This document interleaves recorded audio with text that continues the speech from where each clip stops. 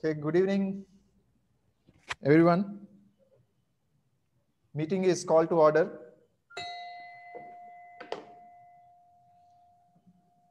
Welcome to Rotary Club Kakinada, the first club in East Godavari district and the second club in Rotary district 3020. I recognize the presence of our today's speaker, Dr.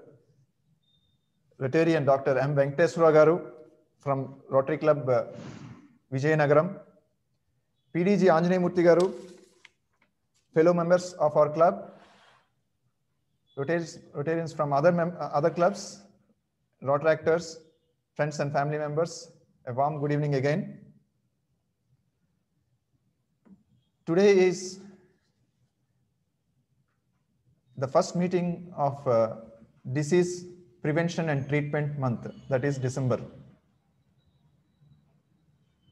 Disease Prevention and Treatment Month ani enduku particular ga focus area kinda undi ante ganaka manaki healthy ga undadam, good health is the every right of every human being, but unfortunately 40% of the world population is not healthy. They are with so many other diseases. World population 40%, and అటువంటి 40% population diseases తో ఉన్నారు అంటే, sickness తో ఉన్నారు అంటే గనక we can understand what level of problems like poverty రావచ్చు, pain, lot of pain, ఎన్నో వాటికి అవన్నీ దారి తీస్తాయి.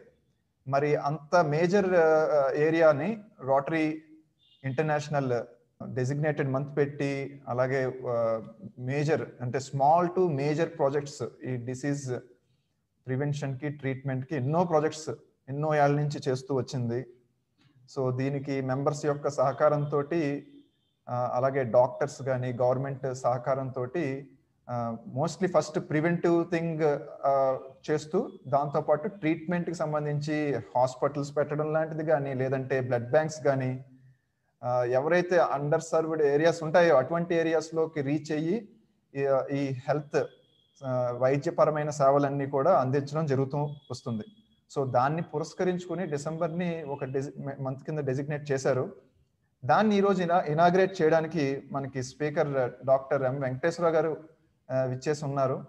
ఆయన్ని ఇంట్రడ్యూస్ చేయడానికి రొటేరియన్ పులవర్తి మణికంఠ గారు from Pulavarthi jewellers. Today's speaker, Dr. M. Venkateswara Garu. Dr. M. Venkateswara Garu has pursued MBBS from Andhra Medical College, Visakhapatnam. He also pursued Pediatrics Master Degree from Rangaraya Medical College. Dr. M. Venkateswara Garu is a university rank holder in pharmacology medicine. He is also a gold medalist in pediatrics. Dr. M. Venkateswara Garu is born to Mr. Kondabbai and Mrs. Godaramma. His father is a retired sanitary inspector. Dr. M. Venkateswara Garu's spouse, Dr. Padma Kumari, who is an MD in obstetrics and gynecology. They are blessed with two children. One, Dr. M. Sindhu Rao and Mr. M. Siddhartha, who is pursuing MBBS from KMC Mangaluru. Dr. M. Venkateswara Garu has done various services through his hospitals like 50 plus free of cost hysterectomies, free cervical pap smearing for 800 women, conducted free medical camps over 100 rural and tribal areas, and many more services. He has joined Rotary in the year 2000 and 2001. In club level, he almost took all kinds of positions like president, directorship, organizing chairman, and etc. In district level, he served as a chairman, director, assistant governor, etc. He is a life member of International Fellowship of Rotarian Doctors. He is also associated with many other organizations like Infectious Diseases AP State Chapter, Weightlifting Association, District Shuttle Badminton Association, and many more. And there is a big list about his services, roles, associations, and contributions. Now, I would like to welcome Dr. M. Venkateswara Garu to take over. Thank you, Manikant Garu. Yes, sir. Welcome. Venkateswara Garu, welcome, Andi. Thank you, Manikant Garu, for a nice introduction.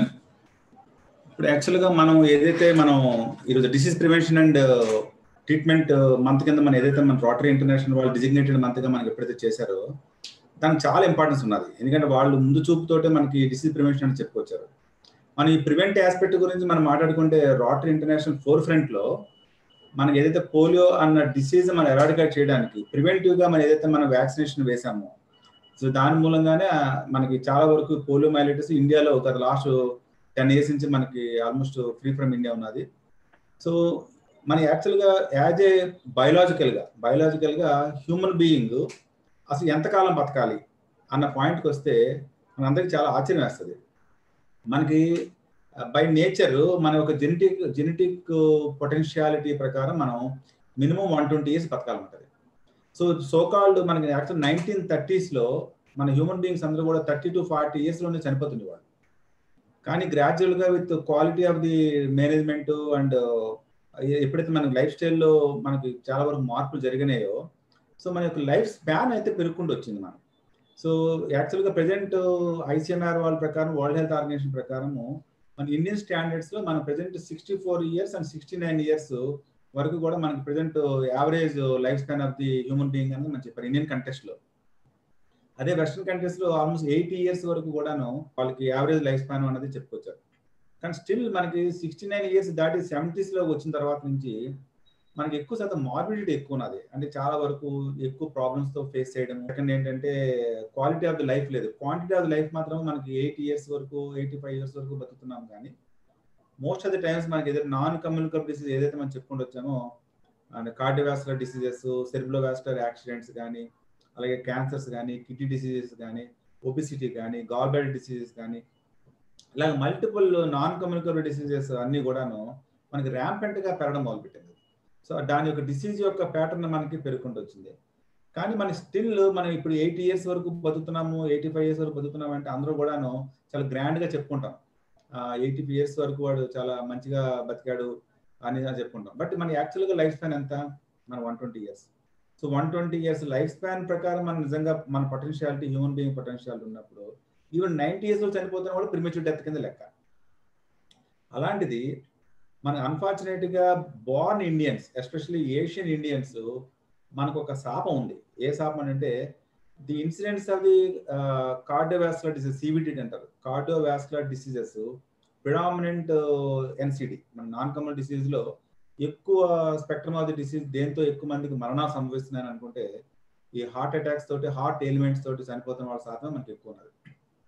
మరి ఎందుకు మరి quality of the life, ఎందుకు మనకి quantity of the life మనం ఎందుకు మార్పు వచ్చింది? ఎందుకు వస్తుందంటే మన యొక్క లైఫ్ యొక్క స్పాన్ డిపెండ్స్ అపాన్ ది మనకి క్రోమోజోమ్స్ లో ఎండ్స్ ఆఫ్ ది క్రోమోజోమ్స్ ఏమంటారంటే దాన్ని టిలోమీర్స్ అని అంటారు. ఒక మన చాక్లెట్ ను ఊహించుకుంటే చాక్లెట్ సెంటర్ పార్ట్ ఎలాగైతే మనకి లావుగుండి చివరి ర్యాపర్ ఎలా చుట్టుతామో, ఆ ర్యాపర్ పార్ట్ ఎలాగైతే మనకు కనిపిస్తుందో అట్లా మనకి ఈ టిలోమీర్స్ కనిపిస్తుంది. Length of the telomere is directly proportional to the age of the individual. ఎవరికైతే లెంత్ ఎక్కువ ఉంటుందో వాళ్ళ లైఫ్ స్పాన్ ఎక్కువ ఉంటుంది, ఎవరికైతే లెంత్ తక్కువ ఉంటుందో వాళ్ళ లైఫ్ స్పాన్ తక్కువ ఉంటుంది. దీంట్లో మరి ఎవరికి మన అందరికీ అనిపించవచ్చు, మన అందరికీ మన టిలోమీర్ సైజ్ మనం పెంచుకుంటే మన లైఫ్ స్పాన్ చాలా బాగుంటుంది కదా అని అనుకోవచ్చు. దాంట్లో వచ్చిన నిర్వచనమే మన ఈ ప్రివెన్షన్. మనం అనుకోవచ్చు మనకి ఈ టిలోమీర్ సైజ్ పెంచాలంటే మూడే ఉన్నాయి. ఒకటి హెల్తీ ఈటింగ్ హ్యాబిట్స్, రెండోది proper exercise, good quality exercise, third one is good sleep.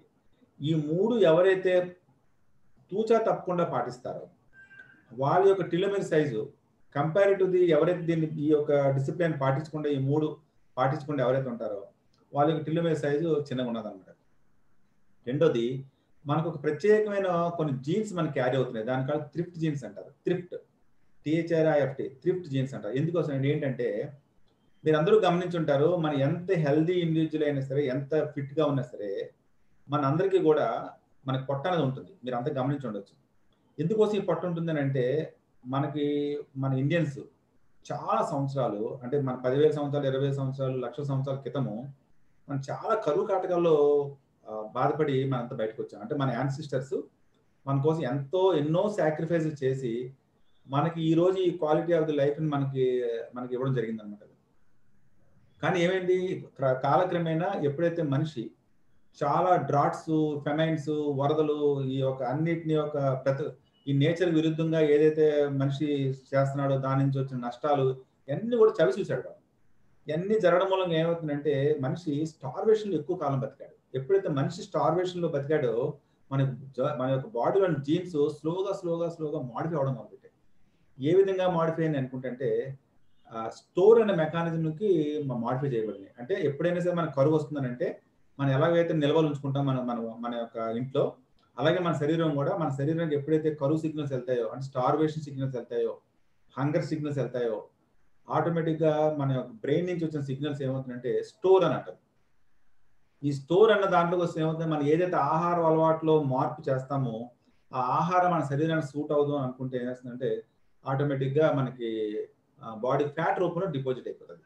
ఆ డిపాజిట్ మనకి ఎక్కడ అవుతుంది, మేల్స్కి ఏమో పొట్ట భాగంలోని, ఫిమేల్స్కి ఏమో పొట్టాన నడుము భాగంలోని ఎక్కువ ఫ్యాట్, కొవ్వు పదార్థం చేరడం ఉంటుంది. దీని మూలంగా నెక్స్ట్ కాన్సిక్వెన్సెస్, ఎప్పుడైతే మన బాడీలో ఫ్యాట్ అనేది పేర్కోవడం జరుగుతుందో ఆటోమేటిక్ ఒబిసిటీ వస్తారు. ఎప్పుడైతే ఒబిసిటీ వస్తుందో ఆటోమేటిక్గా వాళ్ళకి హైపర్ టెన్షన్ పెరుగుతుంది, డయాబెటీస్ పెరుగుతున్నది, అలాగే ఒబిసిటీ రిలేటెడ్ కాంప్లికేషన్స్ అన్నీ కూడా మనకి ఎక్కువ అవుతున్నాయి అన్నమాట. సంచేత మనకి 45 years లోపు ఉన్న వాళ్ళలో ఈ కార్డియోవాస్కులర్ డిసీజెస్ చాలా ఎక్కువ కామన్ గా చూస్తున్నాం.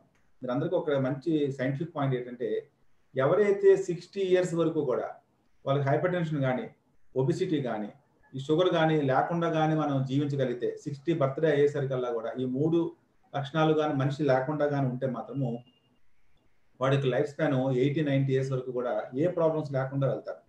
కానీ ఎవరికైతే డయాబెటీస్ అన్నది కానీ, హైపర్ టెన్షన్ కానీ, ఒబిసిటీ కానీ బిలో 45 years కానీ ప్రారంభమైతే, especially after the age of 30 years, after the age of 25 years, 25 years దాటి 45 years లోపు ఎవరికైనా ఈ కాంప్లికేషన్స్ కానీ, నేను చెప్పిన కాంప్లికేషన్స్ కానీ, both male and female children ఎవరికైనా సరే ఈ కాంప్లికేషన్స్ కానీ డెవలప్ అయితే the chances of premature cardiovascular diseases చాలా చాలా వెరీ కామన్ అన్నది పోల్చారన్నమాట.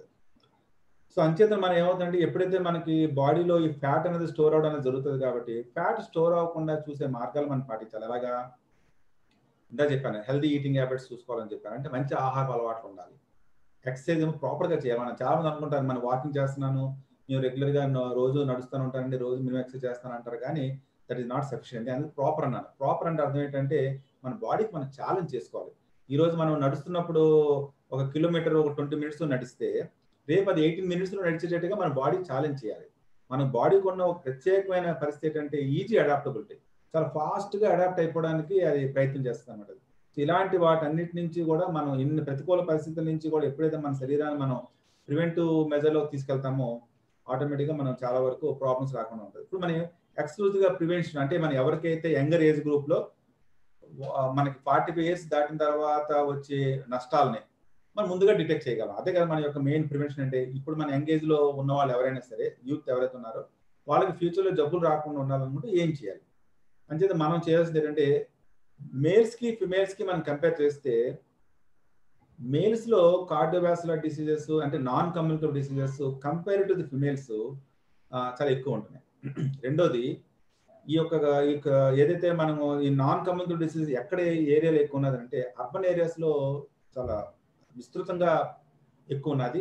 ప్రిడామినెంట్లీ ఎక్కడైతే metro areas, district head quarters అలాంటి ఏదైతే మనకి టౌన్ డెవలప్ అవుతున్న అర్బనైజేషన్ ఎప్పుడైతే జరుగుతున్నదో అక్కడ ఏమవుతుందంటే ఈ సివిడి నాన్ కమ్యూనిటీ డిసీజెస్ మనకి ప్రిడామినెంట్గా చాలా ఎక్కువ ఉన్నాయన్నమాట. ఎందుకోసము? ఎందుకంటే స్ట్రెస్ లెవెల్స్.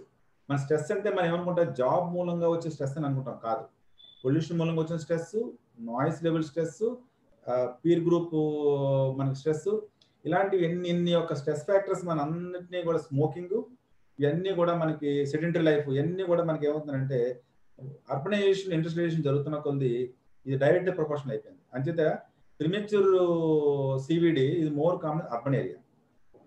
అన్ఫార్చునేట్గా ఏముందంటే ఏ అడ్వాంటేజ్ అయితే రూరల్ ఏరియాలో ప్రెసెంట్ ఉండాల్సిందో రూరల్ ఏరియాలో కూడా నాన్ కమ్యూనికబుల్ డిసీజెస్ పెరగడం మొదలుపెట్టాయి. కారణం ఏంటంటే ఎప్పుడైతే గవర్నమెంట్స్ రైస్ అనేది ఉచితంగా ఇవ్వడం మొదలుపెట్టిందో, తక్కువ ఖరీదుగా ఇవ్వడం మొదలుపెట్టిందో, సో ఆటోమేటిక్గా ఏమైందంటే ఈ మిల్లెట్స్ కానీ ఈ చిరుధాన్యాలు ఏదైతే పండించుకోవడం అన్నది పల్లెటూరులో రొటీన్గా జరగాలో అదేమో జరగడం తగ్గించారు అన్నమాట. సో ఏమవుతుంది, ఎప్పుడైతే ఉచితంగా రైస్ ఇవ్వడం మొదలుపెట్టారో ఎవరైతే రిఫైన్డ్ రైస్ ఎక్కువ కాలం కన్జ్యూమ్ చేస్తారో, ఎక్కువ ఇంట్లో తింటారో, రిఫైన్డ్ రైస్ అంటే కార్బోహైడ్రేట్ ఎవరైతే తీసుకుంటారో వాళ్ళ నాన్ కమ్యూనికబుల్ డిసీజెస్ ఎక్కువైంది అనమాట.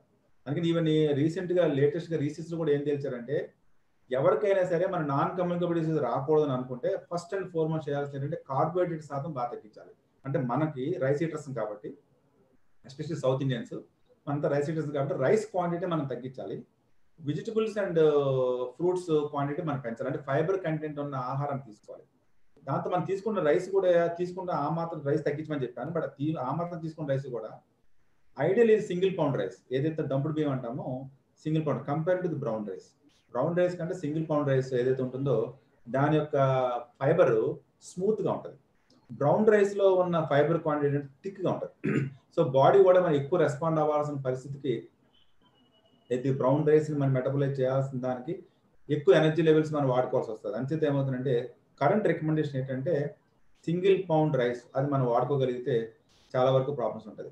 బట్ ఏమైందంటే ఎప్పుడైతే ఈ యొక్క ఫ్రీగా మనకి రైస్ అన్నది ప్రతి ప్రజలకి కూడా పూర్ పీపుల్ అందరికీ కూడా గవర్నమెంట్ ఉచితంగా ఎప్పుడైతే ఇవ్వడం మొదలు పెడుతుందో వాళ్ళ రైస్ ఈటింగ్ అన్నది పెరిగిపోయింది.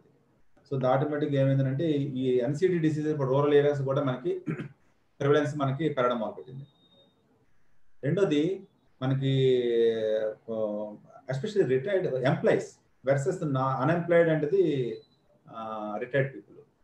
ఎంప్లాయీస్ లో the incidence of non community disease more ఎక్కువ ఉంది, ఎస్పెషల్లీ గవర్నమెంట్ ఎంప్లాయీస్. ఎందుకంటే వాటికి స్ట్రెస్ లెవెల్స్ చాలా ఎక్కువ ఉంటున్నాయి అనమాట. గవర్నమెంట్ లో స్ట్రెస్ లెవెల్స్ చాలా ఎక్కువ ఉంటాయి compared to the unemployed individuals. ఎందుకంటే not only government, predominantly government, private sector government sector లో పోల్చుకుంటే non community diseases are more common in the government sector people అన్నమాట. రిటైర్డ్ అండ్ ది అన్ఎంప్లాయిడ్ ఎవరైతే people ఉన్నారో వాళ్ళ స్ట్రెస్ లెవెల్స్ ఎల్లుగా తక్కువ relaxing ఉంటారు కాబట్టి వాళ్ళలోనేమో ఎన్సిడి లెవెల్స్ కంపేర్డ్ తక్కువ ఉంది. నెక్స్ట్ ఏజ్ ఆఫ్ రిటైర్మెంట్ ఎంత ఇంపార్టెంట్ అంటే రీసెంట్ గా పోల్చింది ఎవరైతే at the age of 50 years కి రిటైర్ అవుతారు. అది పాసిబుల్ అవుతుందని చెప్పలేం, కానీ ప్రపంచ దేశాల్లో most of the insurance companies అని స్టడీ చేస్తే ఈ మంచి సైంటిఫిక్ డేటాని వాళ్ళు చెప్పడం జరిగింది. ఏం డేటా అంటే ఎవరైతే at the age of 50 or 55 years retire అవుతారో వాళ్ళకి ప్రాబ్లమ్స్ అప్ టు 80-85 years వరకు అది ప్రాబ్లమ్స్ లేకుండా వాళ్ళు బతుకుతున్నారని తేల్చారన్నమాట. రెండోది ఎవరైతే రిటైర్మెంట్ ఏజ్ 60 దాటి 65 years వరకు కూడా ఎవరైతే జాబ్ చేస్తారో 65 years వరకు జాబ్ చేస్తారో వాళ్ళ యొక్క లైఫ్ స్పాన్ అంటే రిటైర్ అయిపోయిన విత్ ఇన్ 5 years 6 years లోనే ఎక్కువ మరణాలు సంభవిస్తుందని తెలిసారు. ఎందుకోసం అంటే ఎవరు ఎక్కువ ఇన్సూరెన్స్ క్లెయిమ్ చేస్తున్నారు అన్న స్టడీ చేస్తే ఎవరైతే రిటైర్మెంట్ ఎర్లీగా అయిపోయిన వాళ్ళ నుంచి క్లెయిమ్స్ తక్కువ ఉన్నాయి. ఎవరైతే retirement at the age of 65 years వాళ్ళు డెత్ క్లెయిమ్స్ ఏమో ఇన్సూరెన్స్ లో చాలా ఫాస్ట్గా ఉన్నాయి. మంచి దిస్ ఇన్వర్స్ ప్రొపోర్షనల్. అందుకని రిటైర్మెంట్ ఎర్లీ అయిన వాళ్ళకి healthy life, late retirement bad health అన్నది కూడా సైన్స్ లో అది పోల్చారన్నమాట. Second family history. మన ఫ్యామిలీలో ఎవరికైనా సరే హార్ట్ డిసీజ్ తోటి, హార్ట్ ఎలిమెంట్స్ తోటి, ఎస్పెషల్లీ స్ట్రోక్, బ్రెయిన్ స్ట్రోక్ తోటి, పెరాలసిస్ తోటి ఇలాంటివి ఏవైనా హార్ట్ ప్రాబ్లమ్స్ తోటి చనిపోయిన వాళ్ళు ఉంటాయి. ఎస్పెషల్లీ మేల్స్ లో 55 years లో, అంటే ఎవరైనా 55 years లోపు మన ఫ్యామిలీలో ఎవరైనా సరే 55 years లో మేల్స్ చనిపోయినా with especially NCD, females 65 years లో చనిపోయినా సరే దానికి వాళ్ళది ప్రిమెచ్యూర్ అంటే family history of the strong family history అన్నమాట ఉన్నట్టు అనమాట. ఎవరైతే 55 and 65 మేల్స్ ఫిమేల్స్. సో దీనికి కూడా లింక్ ఉన్నది అనమాట. అసలు ఎందుకోసం అంటే వాళ్ళ ఫ్యామిలీలో ఎస్పెషల్లీ ఫస్ట్ డిగ్రీ రిలేటివ్స్ లో the incidence of the problems ఎక్కువ ఉన్నది అనేది మనకు పోల్చారన్నమాట. ఇంకొక 5th ఇండిపెండెంట్ రిస్క్ ఫ్యాక్టర్ ఏంటంటే స్మోకింగ్. చాలా మంది స్మోకింగ్ అంటే సిగరెట్ స్మోకింగ్ ఒకటే అనుకోకలే, ఈవెన్ పాసివ్ స్మోకింగ్. థర్డ్ ఏంటంటే ఇంట్లో ఎవరైతే ఇంకా బొగ్గులతోటి ఇంకా కర్రలతోటి ఉన్న వాళ్ళు the incidence of non community diseases more recognise చేశారు. ఎందుకంటే వాళ్ళకి లంగ్ ఎఫెక్ట్ అవుతుంది. లంగ్ సిఓపిడి అంటారు, క్రానిక్ అబ్స్ట్రక్టివ్ పల్మనరీ డిసీజ్. వాళ్ళ లంగ్ ఎఫెక్ట్ అవుతుంది కదా స్మోక్, హౌస్ హోల్డ్ స్మోక్. దాని మూలంగా ఏమవుతుందంటే ఎర్లీగా వాడికి హార్ట్ లో ప్రాబ్లమ్స్ తోటి చనిపోవడం అనేది జరుగుతుంది అనమాట. Next pollution. ఎక్కడైతే మనకి వెహికల్ పొల్యూషన్ ఎప్పుడైతే ఎక్కువ ఉండదు అంటే అట్మాస్ఫియర్ లో పొల్యూషన్ శాతం ఎప్పుడైతే ఎక్కువ ఉంటుందో ఎస్పెషల్లీ స్మోక్, ఎస్పెషల్లీ మనకి పెట్రోల్ నుంచి వచ్చిన స్మోక్, అలా ఆ స్మోకింగ్ పీల్చడానికి అవకాశం ఎవరికి ఏ ఇండివిజువల్స్ కి అయితే ఎక్కువ ఉంటుందో జాబ్ పరంగా వాళ్ళు నాన్ కమ్యూనిటీ డిసీజెస్ చాలా ఎక్కువ అనుకోవచ్చు. రెండోది మనం ఎప్పుడైనా సరే మన హార్ట్ రేట్ మనం చెక్ చేసుకున్నాం అనుకోండి. ఫర్ ఎగ్జాంపుల్ హార్ట్ రేట్ నాకు ఇప్పుడు అందరూ పల్స్ ఆక్సిమీటర్లో మనం అందరూ చెక్ చేసుకుంటున్నాం కాబట్టి పల్స్ ఆక్సిమీటర్లో చెక్ చేసుకున్నప్పుడు heart rate at the age of for example మన పిల్లలు ఉన్నారు, మన పిల్లలు చిన్నప్పటి నుంచి మనం చెప్పాలి ఏమని, నీకు 25 years ఉన్నప్పుడు ఎవ్రీ బర్త్డే రోజుని లేదా ఎప్పుడు ఏమైనా ఒక రోజుని అకేషన్ రోజుని ఎనీ డే ఒక రోజు నువ్వు పల్స్ చూసుకో. ఆ పల్స్ కన్సిస్టెంట్ గా ఎవ్రీ ఇయర్ మెయింటైన్ అవుతుందో లేదు చూసుకోవాలి.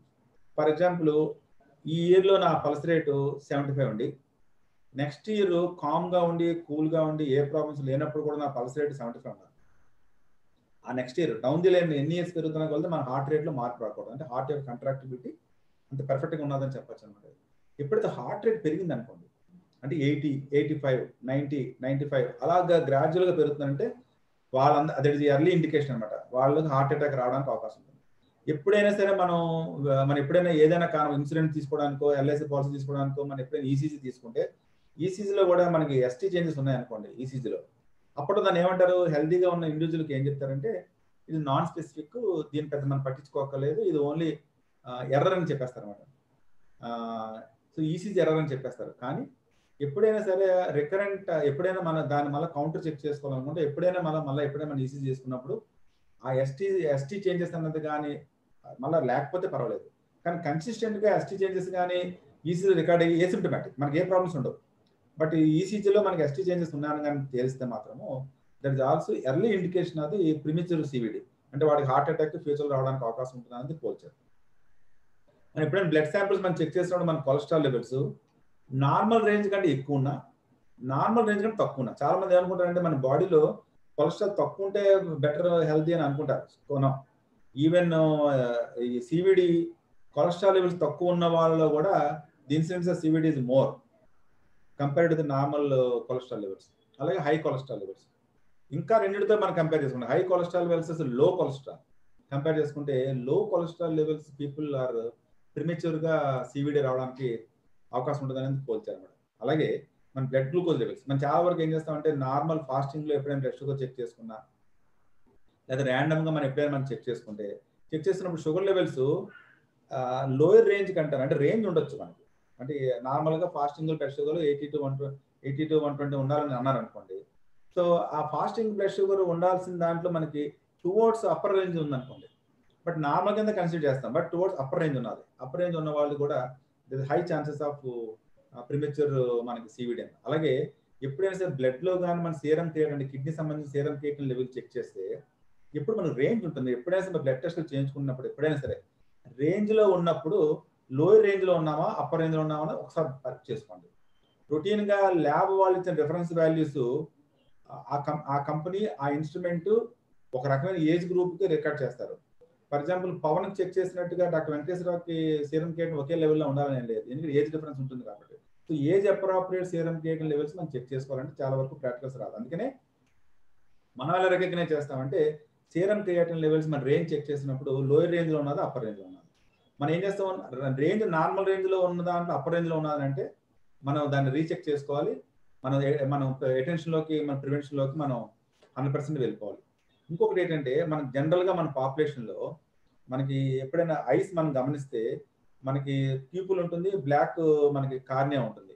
ఆ కార్నియా చుట్టూను వైట్ రింగ్ లా కనిపిస్తుంది, దాన్నేమో ఆర్కస్ ఎనాలిస్ అని అంటారు. ఆర్కస్ ఎనాలిస్ అని అంటారు. అంటే జనరల్ గా మనం ఓల్డ్ పీపుల్ చూస్తాం 60-65 years ఉన్న వాళ్ళలో మనకి బ్లాక్ కార్నియా ఏదైతే ఉన్నదో దాని పెరిఫరీ పార్ట్ చిన్న వైట్ గా ఒక రింగ్ లాగా ఉంటుంది అనమాట. అది దానేమో ఆర్కస్ సెనాలిస్ అని అంటారు. సెనాలిస్ ఎందుకన్నా ఓల్డ్ ఏజ్ లో వస్తుంది కాబట్టి, అది ప్రిమేచ్యూర్ గా వస్తే అంటే యంగర్ ఏజ్ గ్రూప్ లోనే మన ఆర్కస్ సెనాలిస్ చూసినా, రెండోదేమో ప్రిమేచ్యూర్ గా మనకి గ్రేయింగ్ కనిపించిన, గ్రేయింగ్ చాలా కామన్ అయిపోయింది అనుకుంటున్నాం మనం, కానీ స్టిల్ గ్రేయింగ్ ప్రిమేచ్యూర్ గా ఏజ్ అప్రాప్రియేట్ గ్రేయింగ్ కాకుండా 25-30 years లోనే గ్రేయింగ్ చాలా టూ మచ్ ఆఫ్ గ్రేయింగ్ వస్తే ది ఛాన్సెస్ ఆఫ్ సివిడి వాళ్ళకి ఎక్కువ ఉంటుంది. అలాగే ప్రిమేచ్యూర్ బాల్డింగ్ అంటే బట్టతల, మనకి 25 years వరకు వాళ్ళకేమో మొత్తము క్రాప్ అది ఉంటుంది. గ్రాడ్యువల్ గా వన్స్ వాళ్ళు జాబ్ లో కానీ దేని జాబ్ సరే ఏమవుతుందంటే బాల్నెస్ ఫాస్ట్ గా వచ్చేస్తుంది. మనందరూ గమనించుంటారు, మన ఫోర్ ఫాదర్స్ కి మన గ్రాండ్ పేరెంట్స్ కి లాటర్ ఏజ్ గ్రూప్ లో మనకి బాల్నెస్ వచ్చేది కానీ బట్టతలు వచ్చేది, కానీ ఇప్పుడు యంగ్ జనరేషన్ కూడా మనకి బట్టతలను మనము చూస్తున్నాం. అలాగే ఇంకోటి ఏంటంటే మనకి బ్లడ్ లెవెల్స్ లో ఎస్పెషల్లీ మనకి దాన్ని ఏమంటారు విటమిన్ డి లెవెల్స్.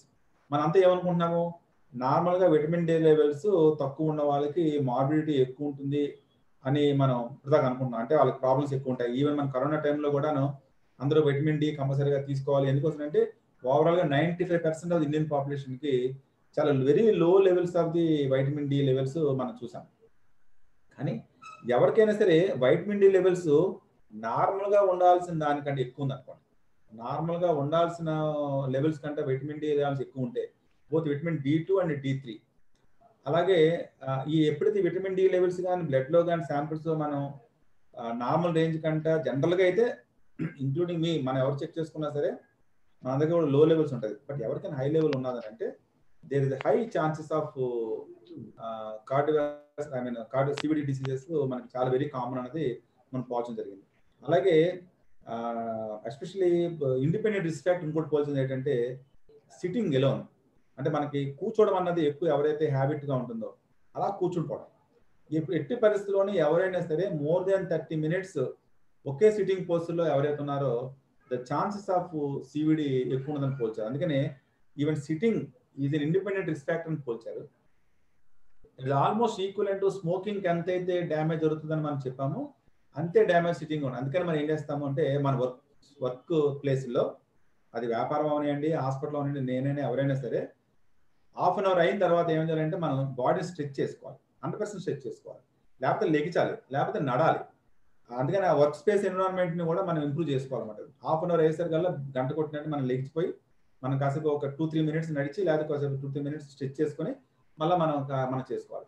ఈ మధ్య కాలంలో ఎవరైతే కంప్యూటర్ ముందు ఎక్కువ టైము స్పెండ్ చేస్తున్నారో ఎస్పెషల్లీ డే అండ్ నైట్ షిఫ్ట్లో ఎవరైతే కంప్యూటర్ జాబ్స్ ఎవరైతే ఎక్కువ చేస్తున్నారో నైట్ షిఫ్ట్లో ఎక్కువ చేస్తున్నారో వాళ్ళ యొక్క బాడీలో ఒక బయలాజికల్ క్లాక్ బాగా డిస్టర్బ్ అయిపోయి వాళ్ళు సివిడి కేసెస్ మనకు పెరిగినాయి. థర్డ్ ఏంటంటే ఆల్కహాల్ యూసేజ్ పెరిగినా ఎవరైనా సరే అది మోడరేట్ ఆల్కహాల్ కాకుండా ఎవరైతే ఆల్కహాల్ డిపెండెన్సీలోకి వెళ్తారో alcohol dependency social drinking is not a problem. Mild alcohol intake అది పెద్ద ప్రాబ్లం చేయట్లేదు ఎస్పెషల్లీ ఫర్ సివిడి విషయంలో. But moderate alcoholics for long time especially alcohol dependence alcohol addiction ఉన్న వాళ్ళకి మాత్రము ది ఇన్సిడెన్స్ ఆఫ్ సివిడి చాలా ఎక్కువ పోల్చారు. ఈ మధ్యకాలంలో hypothyroidism in the pregnant mothers పెరుగుతుంది, diabetes in the pregnant mothers పెరుగుతున్నారు. ఏ పిల్లలైతే గర్భిణీ టైంలో డయాబెటీస్ ఉండి మదర్కి దాన్ని జెస్టేషన్ డయాబెటీస్ అంటారు, జెస్టేషన్ డయాబెటీస్ ఉండి వాళ్ళకి పుట్టబోయే బేబీస్కి ది ఛాన్సెస్ ఆఫ్ సివిడి ఎక్కువ ఉన్నది. రెండోది ప్రెగ్నెన్సీ టైంలో ఎవరైతే వెయిట్ గెయిన్ పెరుగుతారో బాగా మనం ఎప్పుడైనా సరే బిఫోర్ ప్రెగ్నెన్సీ అండ్ డ్యూరింగ్ ప్రెగ్నెన్సీలో పెరగాల్సిన వెయిట్ గెయిన్ ఓన్లీ 9 kgs వరకు పెరగాలన్నమాట. కానీ ఇప్పుడు ఏమవుతుంది 20, 25, 30 kgs వరకు పెరిగిపోయి ఏమవుతుందంటే ఒబిసిటీ ఏంది ప్రెగ్నెంట్ మదర్స్ పెరగడము, దాని associated complication of gestation diabetes, దానికి associated complication of hypertension అన్ని పెరగడం మూలంగా ప్రిమిచ్యూర్గా డెలివరీ అవుతున్నారు, లేకపోతే బరువు తక్కువగా బేబీస్ పుడుతున్నారు. మదర్స్ చూస్తే ఒబిసిటీ ఉంటారు, పుట్టబోయే బేబీస్ ఏమో premature and low birth weight babies పుడుతున్నారు. So the incidence of NCDs is more common in women, pregnant mothers who delivered prematurely or who delivered IUGR babies. Low birth weight babies ఎవరైతే పుడుతున్నారో వాళ్ళలోనే ఎక్కువ పెరుగుతుంది. అలాగే hypothyroidism in the mothers or hypothyroidism in the men, the incidence of cardiovascular disease పెరిగినాయి. అలాగే early ఏజ్లోనే joint pains కానీ early ఉమెన్లో ఎర్లీగా menarche develop అయిపోయినా, ఎర్లీ మెనోపాస్ డెవలప్ అయిపోయినా, అంటే వాళ్ళకి మెన్స్ట్రువల్ సైకిల్స్ ఎర్లీ ఏజ్లో ఎవరికైనా పోయినా వీళ్ళందరూ కూడా ఈ సివిడి డిసీజెస్కి ప్రోన్ అవ్వడం జరిగింది. అందుకని రొమటైడ్ ఆర్థరైటిస్తో ఉన్న ప్రాబ్లమ్స్ ఉన్న వాళ్ళు కానీ సమ్ మెడికల్ కండిషన్స్తో బాధపడుతున్న వాళ్ళు కానీ వాళ్ళందరిలో కూడాను ఇది పెరిగింది. అలాగే మన డయాబెటీస్ని కూడా ఎర్లీగా మనం డయాగ్నోస్ చేయగలమా అన్న పాయింట్లోకి వస్తే ఫాస్టింగ్ బ్లడ్ షుగర్ చెప్పాం కదా అప్పర్ రేంజ్లో ఉన్న 2 hours తర్వాత అంటే మనం గ్లూకోజ్ టాలరెన్స్ టెస్ట్ అంటారు, దాంట్లో ఒక 75 grams అది గ్లూకోజ్ మనం తాగిపిస్తారు, తాగిపించాక 2 hours తర్వాత మళ్ళీ బ్లడ్ చెక్ చేస్తారు. చెక్ చేసినప్పుడు ఏమవుతుందంటే you can identify the pre diabetes. మనం చాలా వరకు ఏమవుతుందంటే ఇప్పటివరకు మన డయాబెటీస్ వెళ్ళిన తర్వాత డయాబెటీస్ గురించి భయపడుతున్నాం, కానీ you can diagnose pre diabetes early. అందుకని మనం నార్మల్గా ఫాస్టింగ్ బ్లడ్ షుగర్ 80 ఉండాల్సింది 85 ఉంది అనుకుంది ఎగ్జాంపుల్. ఆ 85 మనం టేక్ ఇట్ గ్రాంటెడ్గా మనం పట్టించుకోము, బట్ ఇది ఆల్ ప్రీ డయాబెటిక్స్ వాళ్ళలోనే వాళ్ళు ఛాన్సెస్ ఎక్కువ. అలాగే బ్లడ్ ప్రెషర్ మనం చెక్ చేసుకున్నప్పుడు ఉండాల్సిన 120/80 కంటే 85 ఉన్నా, ఇది పైది 125 ఉన్నా, అది 130 ఉన్నా సరే ఇగ్నోర్ చేస్తాం. 3 రీడింగ్స్లో కానీ ఎప్పుడు కూడా కన్సిస్టెంట్గా నార్మల్ ఉండాల్సిన దానికంటే కొంచెం ఎక్కువ ఉందని వాళ్ళందరూ కూడా హైపర్టెన్సివ్ రేంజ్లోకి వెళ్ళరు, కానీ they're all pre hypertensive. So pre diabetics, pre హైపర్టెన్షన్స్ని మనం ఎర్లీగా మనం డయాగ్నోస్ కానీ మనం చేయగలిగితే చాలా వరకు ప్రాబ్లమ్స్ మనం చేస్తాం. అందుకే ఫాస్టింగ్ బ్లడ్ షుగర్, అలాగే HbA1c అని ఉంటుంది. HbA1c levels 80% between 5 to 5.5 maintain చేయాలన్నమాట. కానీ అప్ టు 6.5 వరకు కూడా నార్మల్గా మనం చెప్పొచ్చు. కానీ 6 నుంచి 6.5 ఎవరికైనా కన్సిస్టెంట్గా 2-3 రీడింగ్స్లో కానీ అనిపిస్తే వాళ్ళు డయాబెటిక్ రేంజ్లో ఉండకపోవచ్చు, కానీ వాళ్ళు they're all pre diabetics, there chances of getting diabetics in the future పెరుగుతుంది అనమాట. సో ఇలాంటివన్నీ కూడా మనకి, అందుకని ఇవన్నీ కూడా ఎర్లీగా మన ప్రివెంటివ్ ఆస్పెక్ట్లోకి వెళ్ళడానికి మనిషి ఎంత జాగ్రత్త తీసుకోవాలి. ఎందుకోసం అంటే కొన్ని మన అన్ఎక్స్పెక్టెడ్ కొన్ని ఉంటాయి. అంటే ఎస్పెషల్లీ వాడికి బోన్ మ్యారో ట్రాన్స్ప్లాంటేషన్ చేయాల్సి వచ్చినా, లేకపోతే ఆర్గాన్ ట్రాన్స్ప్లాంటేషన్ చేయాల్సి వచ్చినా, ఇవన్నీ కొన్ని అన్కామన్. బట్ వాళ్ళు ఎప్పుడు రేడియేషన్కి ఎఫెక్ట్ అవుతారు అని చెప్పి వాళ్ళందరికీ ఎర్లీగా CVD రావచ్చు. కానీ అది మన చేతిలో లేనిది. కానీ మన చేతిలో ఉన్నది ఏంటి అని అంటే మనం we can prevent diabetes, we can prevent hyper tension, we can reduce obesity. ఈ బై ఇంప్లిమెంటింగ్ చెప్పాం కదా, హెల్దీ ఈటింగ్ హ్యాబిట్స్ మనం పాటించాలి. 8 hours ఆఫ్ గుడ్ స్లీప్ ఉండాలి. ఇప్పటికే ప్రపంచం 1 గంట తగ్గిపోయింది. ప్రపంచం అంతా 2 గంటలు ఆల్రెడీ లాస్ అయిపోయింది. ఇండియా ఆల్రెడీ 1 గంట లాస్ అయిపోయింది. ఇప్పుడు మన యావరేజ్గా ఇప్పుడు ఎంత స్లీప్ అవర్స్ ఉన్నాయంటే 7 hours పడిపోయాం. బట్ సాలిడ్గా మనకి 8 hours కానీ మనం మంచి క్వాలిటీ నిద్ర మనం పాటించగలిగితే మనకి హెల్దీ లైఫ్ ఉంటుందనేది ఆలోచిస్తున్నాను. So thank you so much doctor గారు, చాలా స్టాటిస్టిక్స్ షేర్ చేశారు. వన్ మోర్ థింగ్ ఈజ్, నేను యాక్చువల్గా డాక్టర్ గారితో 3 years బ్యాక్ కాంబోడియా ట్రావెల్ చేశాను. So it was a great experience with him. He is very knowledgeable. He served in the district in various అంటే chairs కింద serve చేశారు. యాక్చువల్గా ఆయన బయోడేటాను కూడా చాలా గురించి చెప్పడం జరిగింది. ఎందువల్ల అంటే అది చాలా పెద్దది ఉంది. అంత పెద్దది చదవలేక like we did a very little introduction.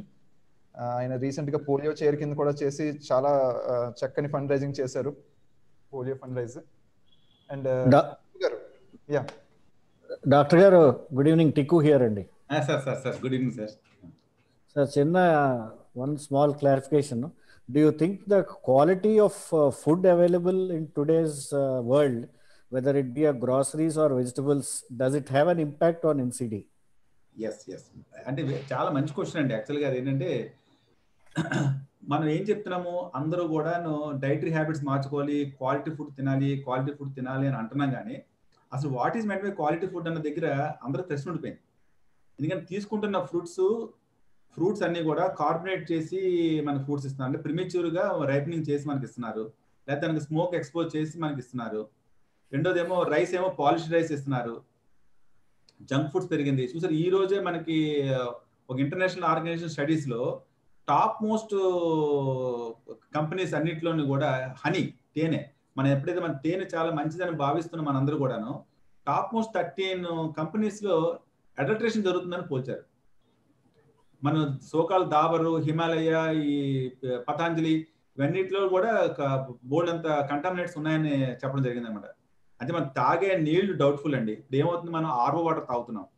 మీకు అందరికి చెప్తున్నాను, ఫ్యూచర్లో ఒక స్పెక్ట్రమ్ ఆఫ్ డిసీజెస్ ఫ్యూచర్లో మనం పెరుగుతాయి అని చెప్పడం, ఎస్పెషల్ ఇండియాలో పెరుగుతుందని చెప్పడానికి డ్రింకింగ్ ఆఫ్ RO వాటర్. ఎందుకంటే మనం డిపెండెన్స్ అయిపోయాం. ఎక్కడైతే డెవలప్డ్ కంట్రీస్లో RO వాటర్ని ప్రమోట్ చేయడం ఇనిషియల్గా స్టార్ట్ చేశారో యాజ్ ఎ కంపెనీ స్ట్రాటజీస్గా, వాళ్ళు ఆపేశారు. మనమేమో కంటిన్యూ చేస్తున్నాం. ఎందుకు చేస్తున్నాం అంటే మనం తీసుకుంటున్న RO వాటర్లో TDS అంటారు, అంటే టోటల్ డిజాల్వింగ్ సాల్ట్స్ అంటాము. ఆ TDS అన్నది <30 ఉంది. రికమెండెడ్ ఇస్ 250 నుంచి 300 తీసుకోవాలి TDS. అలాంటిది ఏమైంది, మనకి ఎప్పుడైతే మన బాడీలో సాల్ట్స్ లో తీసుకుంటున్నామో, మనం తీసుకున్న వాటర్ ఎప్పుడైతే తాగామో మన బాడీలో ఉన్న హై కాన్సన్ట్రేటెడ్ మినరల్స్ అన్ని కూడాను లో కాన్సన్ట్రేటెడ్ వాటర్తో కలిసి ఎక్స్చేంజ్ అయిపోతున్నాయి. ఏదైతే RO వాటర్ రివర్స్ ఆస్మోసిస్ అనే మెకానిజంతో బయట తీసేస్తున్నారో, మన బాడీ మన రివర్స్ ఆస్మోసిస్ చేసి మన దగ్గర ఉన్న మినరల్స్ అన్ని బయటకు చేస్తుంది యూరిన్ ద్వారా. సో అట్ ది ఎండ్ మనకి ఏమవుతుందంటే మన బాడీలో కాల్షియము, మెగ్నీషియము అన్ని కూడా మనకి ఇంకా కరువులోకి వెళ్ళిపోతున్నాం మనం ఫ్యూచర్లో చెప్పాలి. సో తాగే నీళ్ళు డౌట్, పీల్చే గాలి బాగుందా, పీల్చే గాలి డౌట్. ఎందుకంటే అంత పొల్యూటెడ్ ఎయిర్ తీసుకుంటున్నాం. తీసుకున్న ఫ్రూట్స్, మన ఆహారం వస్తే కానీ అడల్టరేటెడ్ ఫుడ్, ఇన్ని ఉన్నాయి. ఇంకోటి ఏంటంటే ఏదైతే మన సోకాల్ న్యాచురల్గా తయారవుతున్న ఫుడ్ అని కానీ ఆర్గానిక్ ఫుడ్ అని మనం చెప్తుందా కానీ కూడా there is no control from the government. So అంచేది ఏముంది, మనకి రేట్ ఎక్కువ ఉంది కాబట్టి క్వాలిటీ ఉంటుందని అభిప్రాయంతో మనం తీసుకుంటాం తప్ప మన దాని మీద వ్యాలిడిటీ లేదు. వాడు లేబుల్ ఆర్గానిక్ వేస్తే మనం కొనేసుకుంటున్నాం, మనం వాడేసుకుంటున్నాం. అంతే. అట్లీస్ట్ ఏముందంటే తీసుకుంటున్న ఆకుకూరల్లో కూడా మనం అంచేది అంటారు మనం న్యాచురల్ ఫార్మింగ్ మీ మధ్య మేము ప్రమోట్ చేస్తున్నాం. కారణం అదే. ఎందుకంటే రూఫ్ టాప్ లో మనం ఓన్ గా తయారు చేసుకుంటే, మీకు ఎగ్జాంపుల్ చెప్తాను. ఈ కరోనా టైంలో మాకున్న 100-150 గజాల ప్లేస్ లో మా కరోనా టైంలో సరిపోయేంత ఆహారం పండించేసుకున్నాం, ఎక్సెప్ట్ ఫర్ రైస్. ఆ రైస్ కూడా మేము దంపుడు బియ్యమే తెప్పించుకొని మనం వాడుకుంటాం అనమాట. అది సో ఆ విధంగా మనం ఒక అడుగు ముందుకు వెయ్యాలి. రెండోది ఏంటంటే ఇంటికి తీసుకొచ్చిన ఆకుకూరల్ని సాల్ట్ వాటర్తో కనీసం ½ an hour దాంట్లో ఉంచి మనం వాష్ చేసుకొని ఆ తర్వాత మనం యూజ్ చేసుకోవాలి. ఫ్రూట్స్ కూడా మనం ఏం చేయాలంటే మనం పొటాషియం పెర్మాంగనేట్ కానీ లేకపోతే సాల్ట్ వాటర్లో కానీ, సాల్ట్ వాటర్లో ఫ్రూట్స్ అవ్వదు. ఆకుకూరలు ఏంటంటే 1% పొటాషియం పెర్మాంగనేట్ సొల్యూషన్ తయారు చేసుకోవచ్చు క్రిస్టల్ ద్వారా, లేదా సాల్ట్ వాటర్లో మనం ఆకుకూరలను చేస్తే దానికి అంటుకున్న పెస్టిసైడ్స్ కానీ ఏమైనా బయటకి ఏమైనా ఉన్న పొల్యూంట్స్ అన్ని కూడా మనకి వాష్అవుట్ అయిపోయి బాగుంటుంది. కానీ ఎంత తీసుకోవాలి? రోజు కనీసం 350 గ్రాములు తీసుకోవాలి. మన అందరూ అన్ఫార్చునేట్ అంటే మీరు క్యాలిక్యులేట్ చేస్తే మనం 350 గ్రాములు ఆకుకూరలు కాయగూరలు కలిపి 350 గ్రాములు తీసుకోవట్లేదు. మనం రికమెండెడ్ 100 grams ఆఫ్ ఫ్రూట్స్ మనం ఏం చేస్తాం అయితే అతివృష్టిగా ఫ్రూట్స్ ఎక్కువ తినేస్తాం. లేకపోతే నాన్ వెజిటేరియన్ ఏమో డైలీ బేసిస్ మీద ఎక్కువ క్వాంటిటీ తీసుకుంటారు నాన్ వెజ్ తినేవాళ్ళు. ఈవెన్ నాన్ వెజిటేరియన్ రికమెండేషన్స్ కూడా per week only 500 grams 600 grams should be divided in weekly basis. అంతేగాని ఒకసారి 500 గ్రాములు తినకూడదు. అది కూడా రోజుకి 60 గ్రాముల నుంచి, ఒక మనిషికి కేవలం 60 గ్రాముల నుంచి 90 గ్రాముల వరకు నాన్ వెజిటేరియన్ తీసుకోవాలి. కానీ మనం consume more. And then healthy eating habits అన్ని వస్తాయి అనమాట. అది యాక్చువల్ ఒక పెద్ద టాపిక్ అది మనం డిస్కస్ చేయడానికి. Thank you. Right sir, thank you. So Venkateswararao గారు, డాక్టర్ గారు ఏంటంటే యాక్చువల్గా యూజువల్ డాక్టర్ అయితే కాదు. ఎందుకంటే ఈయన ఒక ఫేస్బుక్ పేజ్ ఉంది, ఎం వెంకటేశ్వరరావు గారు అని. ఈయన వెంకట్ పద్మావతి హాస్పిటల్ రన్ చేస్తున్నారు. ఆయన రెగ్యులర్ గా weekly might be 2 or 3 videos మనకి అంటే మనకి మంచి అక్యురేట్ ఇన్ఫర్మేషన్ తెలియజేయాలనే ఉద్దేశంతో దాదాపుగా నాకు తెలిసి ఒక 1.5 year నుంచి కంటిన్యూస్ గా ఆయన రీసెర్చ్ చేస్తూ ప్రతి టాపిక్ మీద నెక్స్ట్ అప్కమింగ్ ఇంట్రెస్టింగ్ టాపిక్ లేదంటే జనాలు తెలుసుకోవాల్సింది ఏమనుకుంటున్నారో అవన్నీ కూడా ఆయన ముందరే ఊహించి గ్రహించి అవి వీడియోస్ కింద చేస్తున్నారు. సో మీరు ఆ ఫేస్బుక్ పేజ్ చూస్తే కనుక you will see hundreds of videos on all these things. ఎందుకంటే ఈ మీటింగ్ లో మనం ఆయన 30 minutes 20 minutes 30 minutes కన్నా ఎక్కువ షేర్ చేయలేరు. But plenty of useful information is available in his Facebook page అండి. ఎం వెంకటేశ్వరరావు గారు అని ఉంటుంది పేజ్. యూట్యూబ్ లో కూడా సేమ్ అదే పేరు, డాక్టర్ ఎం వెంకటేశ్వర అని కొడుతూ వస్తుంది. ఎం వెంకటేశ్వరరావు గారు. ఓకే, నా పేరే డాక్టర్ ఎం వెంకటేశ్వర అని కొడుతూ వచ్చేస్తుంది. ఓకే ఓకే, గ్రేట్ అండి. తప్పకుండా ఆల్రెడీ రొటేరియన్స్ అయితే చాలా మంది మీకు సబ్స్క్రైబ్ అయ్యి ఉన్నారు. అట్లీస్ట్ మనకి మిగతా గెస్ట్స్ ఎవరైతే ఉన్నారో వాళ్ళకి కూడా తెలియాలి. అండ్ పార్టిసిపెంట్స్ ఇంకా ఎవరికైనా క్వశ్చన్స్ ఉంటే కనుక ఇంతకన్నా మనకి లైక్ డాక్టర్ గారు ఆయన ఓపీ టైంలో మనకి ఉన్నారు. ఎనీవన్ క్వశ్చన్స్ ఏమైనా ఉంటే కనుక హ్యాండ్ రైజ్ చేయండి. అడగడానికి భయపడుతున్నారేమో. ఇంత చక్కగా చెప్తుంటే అడగడానికి భయపడద్దు. అంటే ఫీ పే చేస్తేనే అడుగుతారేమో అండి, లేదంటే. ప్రసాద్ గారు చేయెత్తారు. ప్రసాద్ గారు, yes యా గో హెడ్ అండి. నమస్కారం డాక్టర్ గారు అండి. నమస్తే అండి. నమస్తే. can you throw some light on alkaline water nowadays? Alkaline water. అవునండి. Okay okay okay. యాక్చువల్గా అంటే ఈ మధ్యకాలంలో అది దాని యొక్క ఇంపార్టెన్స్ అంటే మీకు 2 విషయాలు మాట్లాడాలి. ఒకటి ప్యూర్ సైన్స్. ప్యూర్ సైన్స్ మాట్లాడితే there is no usage of especially Kangen water. ఇప్పుడు మీకు అందరికీ ఉన్న చిన్న డౌట్ ఏంటంటే కెంజన్ వాటర్ వాడచ్చా వాడకూడదా? వాళ్ళు ఇస్తున్న సైంటిఫిక్ డేటా ప్రకారము దానికి చాలా అద్భుతాలు చేస్తుంది. ఇది oxidative potential of the water బాగా పెరుగుతుంది. సో దాని మూలంగా అద్భుతమైన రిజల్ట్స్ వస్తాయి. క్యాన్సర్ తగ్గిపోవచ్చు. సో చాలా వరకు మీ యొక్క ఏజింగ్ ప్రాసెస్ కూడా తగ్గిపోతుంది. ఇలాంటి అన్ని మనకి చెప్పుకుంటూ వస్తుంది అనమాట. కానీ సైంటిఫిక్గా ఏదైతే మనకి జర్నల్స్లో దాన్ని స్టడీ చేసిన వాళ్ళు చెప్పిన దాని ప్రకారం ఏంటంటే యూజ్ చేసిన వాళ్ళకి యూజ్ చేయని వాళ్ళకి లాంగ్ టర్మ్ ప్రాసెస్లో దాని యొక్క అడ్వాంటేజ్ పెద్ద లేదన్నది పోల్చారండి. ఇప్పుడు మన అందరికీ కాన్సన్ట్రేట్ అంటే ఆల్కలైన్ వాటర్ గురించి కాదు, మనం తీసుకోవాల్సిన TDS గురించే. బట్ టువర్డ్స్ ది మన రొటీన్ గా మన ఏదో మున్సిపల్ వాటర్ వస్తుందో, municipal water is alkaline water. చాలా మందికి పాయింట్ తెలియదు. మన రొటీన్ గా మన మున్సిపాలిటీ వాటర్ ఏదైతే సప్లై చేస్తుందో ఆ municipality water is alkaline water. It contains adequate minerals. అది కూడా ఎంత ఉన్నది, బిట్వీన్ 250 to 350. సంచేత ఇప్పుడు నేను ప్రజెంట్ మా ఇంట్లో మేము RO వాటర్ వాడాం, మేము వాడుతుంది మున్సిపల్ వాటరే. దానికోసం మనకి కొంచెం భయం అనిపిస్తుంది, మరిగించుకొని ఫిల్టర్ చేసుకొని వాడుకోవడం బెటర్ తప్ప. బట్ దానికోసం మనం ప్రత్యేకంగా ఆల్కలైన్ వాటర్ అనేది మనం తయారు చేసుకుంటే దాని మూలంగా ఇంత అద్భుతాలు జరిగిపోతాయని చెప్పడానికి సైన్స్ లో ఎక్కడా లేదు. వాళ్ళు ఏదైతే క్లెయిమ్ చేస్తుందో ఆ క్లెయిమ్ చేసిందంత సైన్స్ లో అయితే ఎక్కడా లేదు. ప్రసాద్ గారు క్లారిటీ వచ్చిందా? వచ్చిందండి. థ్యాంక్ యూ అండి. డాక్టర్ గారు, నాది ఒక క్వశ్చన్. యాక్చువల్గా మనకి రోటరీలో పాజిటివ్ హెల్త్ అని చెప్పి ఇలా NCD మీద మనకి క్యాంపెయినింగ్ ఎక్కువ ఈ ఇయర్ లో, లాస్ట్ ఇయర్ నుంచి ఎక్కువ స్టార్ట్ అయింది. దాని ఉద్దేశం ఏంటండి? యాక్చువల్గా గోల్స్ ఏమైనా ఉన్నాయా పాజిటివ్ హెల్త్ మీద? అసలు మామూలుగా మన రోటరీని మనం నిజంగా మనం గొప్పగా ఎందుకు చెప్పుకోవాలి చెప్పమంటారా? రోటరీ ఎప్పుడు కూడా తన ఆలోచన ప్రపంచం ఆలోచన కంటే ఒక 10 అడుగులు ముందుంటుంది. That is the beauty of our Rotary. ఎందుకోసం చెప్తున్నానంటే మీరు చూడండి, మనకి ఏదైతే 6 avenues ఆఫ్ సర్వీసెస్ ఉన్నాయో, కొత్త 7th avenue యాడ్ చేశారు. 6 avenues of service, 7 avenues of service దాటి మీరు ఇంకో దాని గురించి ఆలోచన చెప్పండి. మీరు ఇంకోటి చెప్పడానికి కూడా మీకు అవకాశం లేదు.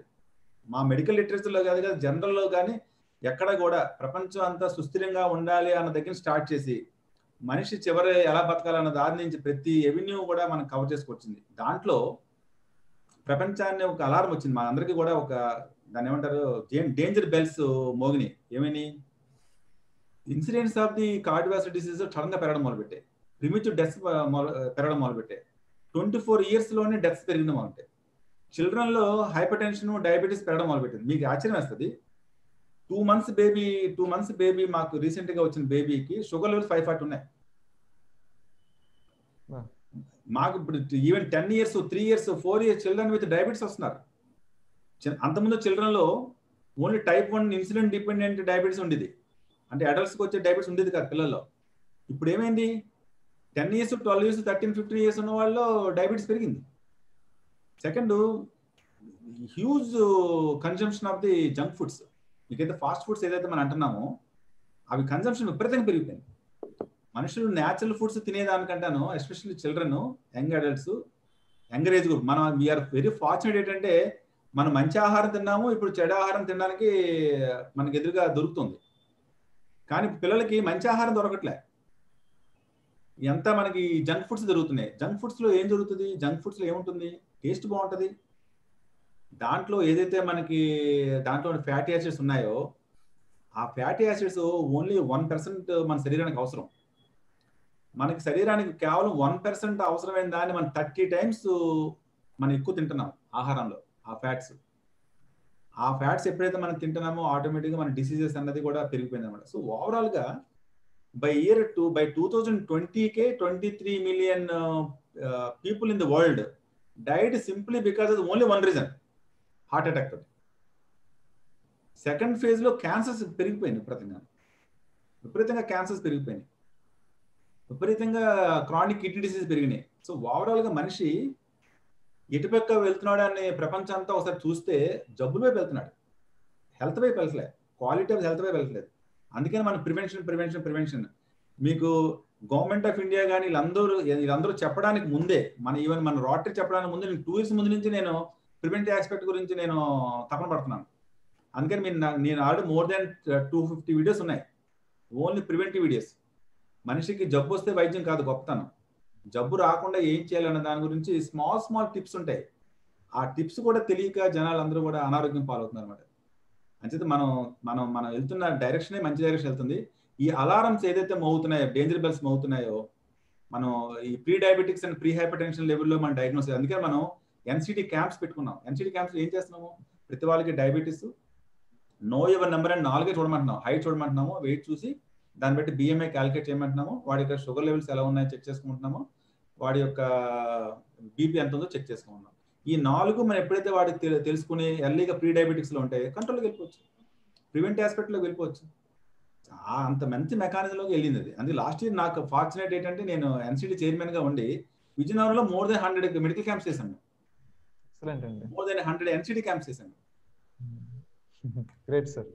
Thank you. విశ్వనాథ్ గారు. యా డాక్టర్ గారు నమస్కారం అండి. నమస్తే సార్. నమస్తే విశ్వనాథ్ గారు, చెప్పండి. సింపుల్ 2 క్వశ్చన్స్ డాక్టర్ గారు. నెంబర్ 1 ఏంటంటే మీరు చెప్పిన ఆర్ఓ వాటర్ కాకుండా ఫర్ ఎగ్జాంపుల్ యూరియా ఫోర్బ్స్ లాంటి వాటర్ ప్యూరిఫైయర్ వాడడం వల్ల అక్కడ వచ్చిన టెక్నీషియన్ ఏం చెప్తున్నాడంటే టీడీఎస్ మీది ఏరియాలో వాటర్ బాగాలేదని అందు గురించి 400 ఎక్కువ చెప్తున్నారండి. మనం అనుకునే 250, 300 దానికంటే ఎక్కువ చెప్తున్నాడు. దానివల్ల ఏమైనా ప్రమాదం ఉందా? నెంబర్ 1. నెంబర్ 2 ఏంటంటే మార్నింగ్ ఎక్సర్సైజ్ చేస్తున్నాం కదా అనే ఉద్దేశంతో ఉదయం ఇంచుమించుగా 9-10 గంటల నుంచి కంటిన్యూస్గా ల్యాప్టాప్ ముందే కూర్చోండి. ఇప్పుడు మీరు చెప్పిన తర్వాత భయం వేసిందండి సడన్ గా.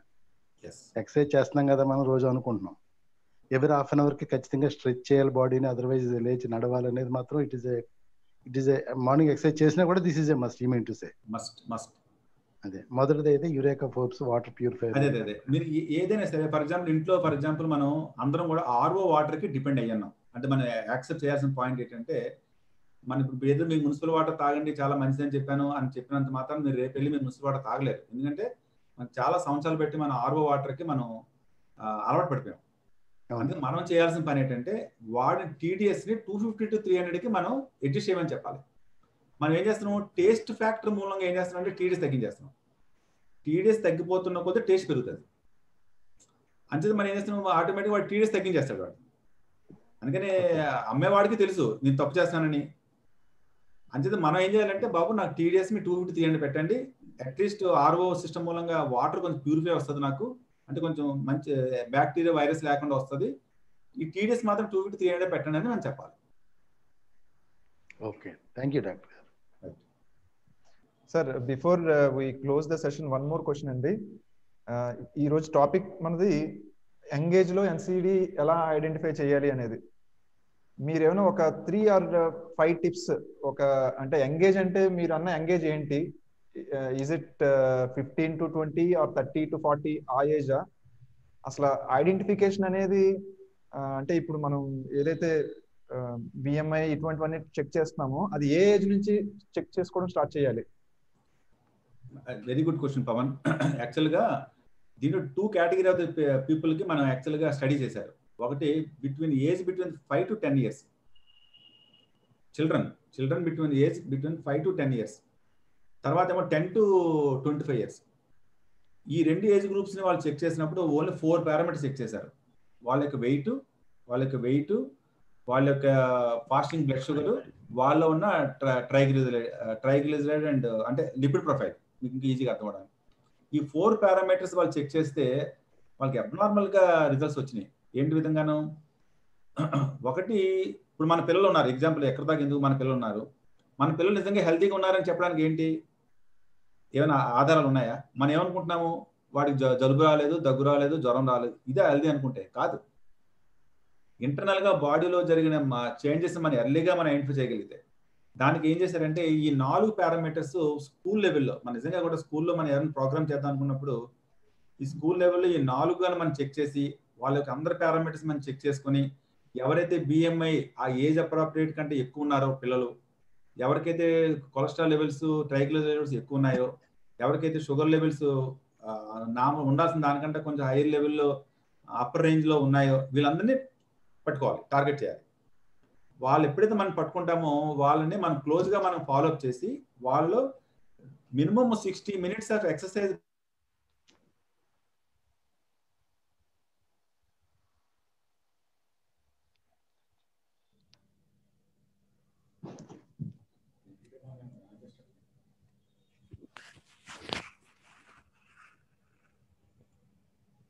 లింక్ పోయినట్టుంది.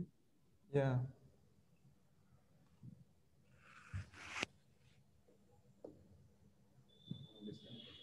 డిస్కనెక్ట్ అయిందా? Okay, so we are close to ending our session అండి. పిల్లలకి వచ్చినాయి అసలు జంక్ ఫుడ్ అంటేనే నిర్వచనం అంటే మనం ఏమనుకుంటాము, జంక్ ఫుడ్ అంటే కేవలము అంటే ice creams, water, even tea, coffee is also junk food. Energy drink ఇది junk food, Coca Cola, cool drinks, everything is junk food. Anything which contains high amount of the sugar, ఇవన్నీ కూడా junk foods ఉంటాయి. Any item which contains high amount of salt, అంటే మన బయట దొరుకుతున్న ఈ ఏమంటారు ఈ పాప్కార్న్ ఇలాంటి బయట అవి కూడా అన్ని కూడా మనకి జంక్ ఫుడ్స్ కిందే వస్తాయి అనమాట. ఆల్దిరామ్ ఫుడ్స్, ఐస్ క్రీమ్స్ అన్ని కూడా జంక్ ఫుడ్స్ కింద వస్తాయి. అవి junk foods consumption compare to the above age of 25 years below age of 25 years పోలిస్తే బిలో ఏజ్ ఆఫ్ 25 years పిల్లలు ఎక్కువ జంక్ ఫుడ్స్ మీద ఆధారపడి లేస్, కుర్కురే ఇలాంటివన్నీ తినడం అన్నది బాగా పెరిగింది అనమాట. నెక్స్ట్ వాళ్ళు కూడా మొబైల్ అడిక్ట్ అయిపోయారు పిల్లలందరూ కూడా.